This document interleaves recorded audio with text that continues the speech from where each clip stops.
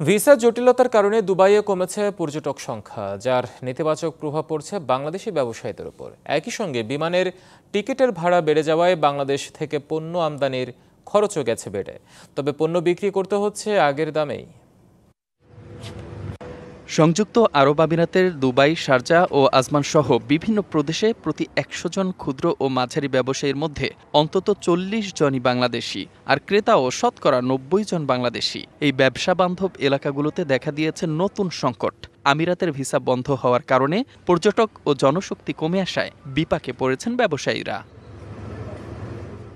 বাংলাদেশের কিছু অসাধু এজেন্সির মাধ্যমে জাল ভিসায় সংযুক্ত আরব আমিরাতে যাওয়া শ্রমিকদের জন্য ভোগান্তি পোহাতে হচ্ছে প্রবাসী ব্যবসায়ীদের, এমন গুঞ্জনও শোনা যাচ্ছে। যারা পুরানো লোক আছে তাদের জন্য একটা মনে করেন সাপোর্ট আছে, কাস্টমার সাপোর্ট। নতুন লোক এসে এখানে যে ব্যবসা বাণিজ্য করবে খুব একটা ইজি হবে না তাদের জন্য। সংযুক্ত আরব আমিরাতে সরকার ভিসাটা বন্ধ করে দিয়েছে, এই কারণে এখানে অনেক অবৈধ ছিল।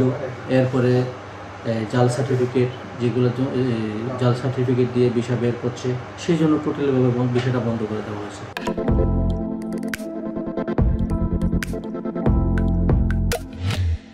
ব্যবসায়ীরা বলছেন, শুধু ভিসা বন্ধের সমস্যাই নয়, বিমানের টিকিটের ভাড়া বৃদ্ধির কারণে তাদের প্রয়োজনীয় কাঁচামালের দাম বেড়েছে। তবে সেই অনুপাতে খাবারের দাম বাড়ানো যায়নি। এখানে কিছু লোক আছে বাংলাদেশি ভাইয়েরা, ওরা বিভিন্ন প্রতারণা করে টাকা নিয়ে সার্টিফিকেটকে জালি করে এবং বিভিন্ন পর্যায়ে ওরা লোকদেরকে এখানে আনা হয়েছে।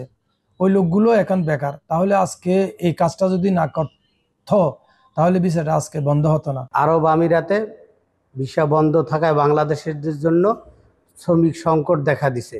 অনেক ছোট ছোট দোকান এগুলা বন্ধ হয়ে যাইতেছে। ভিসা খুলে দিলে বাংলাদেশের জন্য অনেক সুবিধা হইতো এবং বাংলাদেশ থেকে আরো লোক নিয়ে আসতে পারতো। সংযুক্ত আরব আমিরাতের ভিসা কার্যক্রম চালুর দাবির পাশাপাশি সরকারের নজরদারি বাড়ানোরও আহ্বান ব্যবসায়ীদের। DBC news desk.